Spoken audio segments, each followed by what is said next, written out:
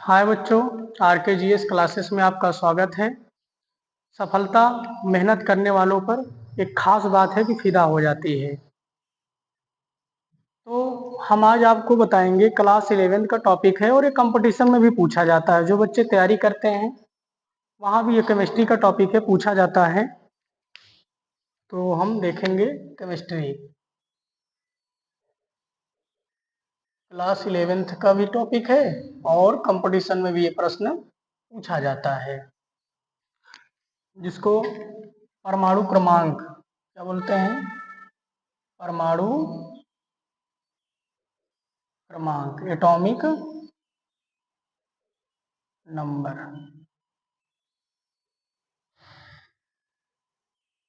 या इसको परमाणु संख्या भी बोलते हैं। परमाणु संख्या होती क्या है? ये परमाणु के नाभिक में जो प्रोटॉनों की संख्या होती है उसे हम क्या बोलेंगे? परमाणु क्रमांक। परमाणु के नाभिक में प्रोटॉनों की संख्या को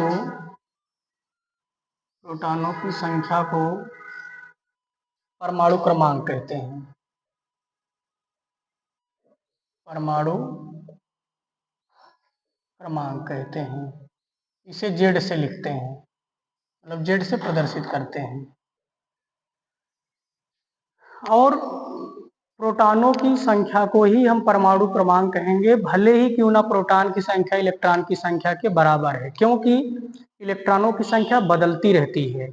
इसलिए जो हमारा परमाणु में प्रोटॉन होगा उसकी संख्या ही परमाणु क्रमांक कहलाएगी। हमेशा याद रखिएगा, प्रोटॉनों की संख्या को ही परमाणु क्रमांक कहेंगे, इलेक्ट्रॉनों की संख्या को हम परमाणु क्रमांक नहीं कहेंगे, क्योंकि इलेक्ट्रॉनों की संख्या वो बदलती रहती है। तो यहाँ जो इलेक्ट्रॉनों की संख्या हो, परमाणु क्रमांक जो होगा, परमाणु क्रमांक Z equal to proton E electron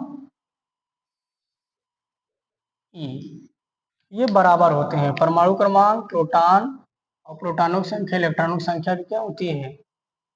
बराबर होती है। इसके बाद हम आपको देखते हैं परमाणु भार। क्या देखेंगे? परमाणु भार, या इसी बोलते हैं द्रव्यमान संख्या। इसको बोलेंगे एटॉमिक मास। एटॉमिक मास, इसको हम ए से दिखाते हैं। किससे लिखेंगे? ए से लिखते हैं। तो जो हमारा द्रव्यमान संख्या होता है, तो द्रव्यमान संख्या जो होगा वो प्रोटॉनों की संख्या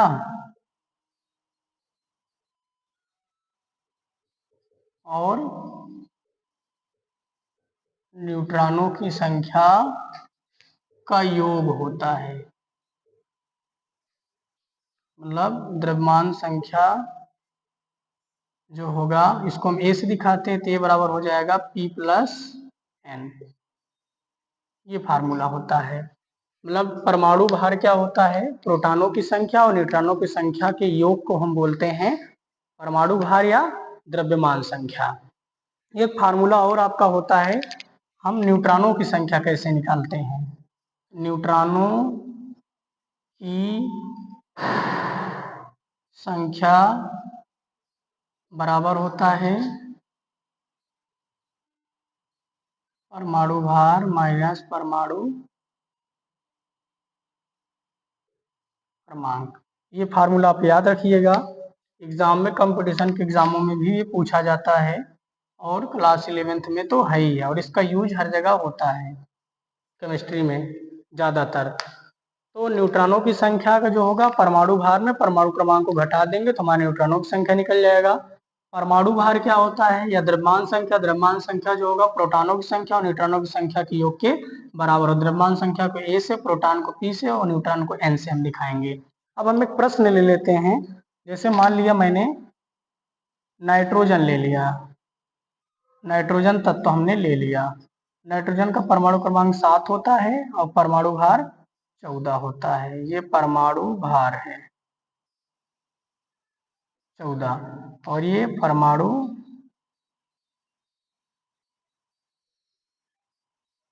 क्रमांक है 7। इसको बोलेंगे एटॉमिक नंबर,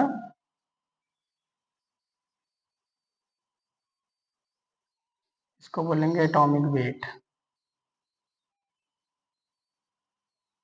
एटॉमिक वेट। तो इसमें हमें निकालना है इलेक्ट्रॉन, प्रोटॉन और न्यूट्रॉन की संख्या। तो देखिए हमने लिखा है आपका, थोड़ा सा अलग कर देते हैं। तो जो परमाणु क्रमांक होता है, परमाणु क्रमांक बराबर होता है प्रोटॉन और इलेक्ट्रॉन। तो परमाणु क्रमांक इसका कितना है? 7 है। 7 हमारा परमाणु क्रमांक है, 7 प्रोटॉन है और 7 ही हमारा क्या है? इलेक्ट्रॉन है। क्योंकि प्रोटॉनों की संख्या इलेक्ट्रॉनों की संख्या का क्या होता है? बराबर होता है। तो हमारा प्रोटॉन भी 7, इलेक्ट्रॉन भी 7। उसके बाद हम निकालेंगे न्यूट्रॉनों की संख्या। किसका निकालेंगे? न्यूट्रॉनों की संख्या। तो न्यूट्रॉनों की संख्या जो होगा, न्यूट्रॉनों की संख्या, नंबर ऑफ न्यूट्रॉन, परमाणु भार माइनस के परमाणु क्रमांक, नंबर ऑफ न्यूट्रॉन। परमाणु भार हमारा है 14 नाइट्रोजन का और परमाणु क्रमांक है 7। न्यूट्रॉनों की भी संख्या आ जाएगा हमारा 7। और ये इलेक्ट्रॉन परमाणु क्रमांक की जो खोज किए थे उन्होंने मोजले ने किया था। किसने किया था? मोजले एक साइंटिस्ट थे जिन्होंने इसकी खोज की। तो ऐसे ही आप किसी भी तत्व का, किसी भी परमाणु का, किसी भी एलिमेंट का आप प्रोटॉनों की संख्या, इलेक्ट्रॉनों की संख्या और न्यूट्रॉनों की संख्या आप निकाल सकते हैं। तो आप कमेंट में बताइएगा। ये क्वेश्चन हम आपको दे रहे हैं सल्फर का। सल्फर में इलेक्ट्रॉन, प्रोटॉन, न्यूट्रॉन का मान बताइए। दूसरा प्रश्न है कैल्शियम में प्रोटॉन, इलेक्ट्रॉन, न्यूट्रॉन का मान बताइए। ये हमने 2 क्वेश्चन आपको दिया है, आप कमेंट में हमको बता सकते हैं। आप सॉल्यूशन करके, लिख करके बता सकते हैं। तो आप इन क्वेश्चनों को सॉल्व करके, और इसको हमने बता दिया, आपको थ्योरी बता दिया ताकि आपको समझ में आ जाए कि परमाणु क्रमांक क्या है, परमाणु भार क्या है। तो हम एक बार फिर से आपको बता देते हैं। परमाणु क्रमांक, प्रोटॉनों की संख्या, इलेक्ट्रॉनों की संख्या, ये तीनों बराबर होंगे। तो परमाणु के नाभिक में जो प्रोटॉनों की संख्या होगी उसको बोलेंगे परमाणु क्रमांक। परमाणु भार या द्रव्यमान संख्या जो होगा वो प्रोटॉन और न्यूट्रॉन के योग के बराबर होगा। द्रव्यमान संख्या बराबर होता है प्रोटॉनों की संख्या प्लस न्यूट्रॉनों की संख्या, और न्यूट्रॉनों की संख्या बराबर होता है परमाणु भार माइनस परमाणु क्रमांक। प्रोटॉनिक संख्या इलेक्ट्रॉन की संख्या के बराबर होता है। हमने नाइट्रोजन तत्व में लिया, नाइट्रोजन का परमाणु क्रमांक 7 होता है, परमाणु भार 14 होता है। यहाँ पे हमने इलेक्ट्रॉन, प्रोटॉन हमारा 7 होगा जो परमाणु क्रमांक 7 है, और न्यूट्रॉनों की संख्या जो होगा परमाणु भार और परमाणु क्रमांक को घटा देंगे। ये हमारा इस तरीके से 2 टॉपिक केमिस्ट्री कंप्लीट होता है। और कंपटीशन में जो बच्चे पॉलिटेक्निक वगैरह का परीक्षा देते हैं, चाहे वो मेडिकल का हो चाहे इंजीनियरिंग का हो, उसमें भी ये क्वेश्चन ऑप्शनल में ऑब्जेक्टिव में पूछा जाता है। तो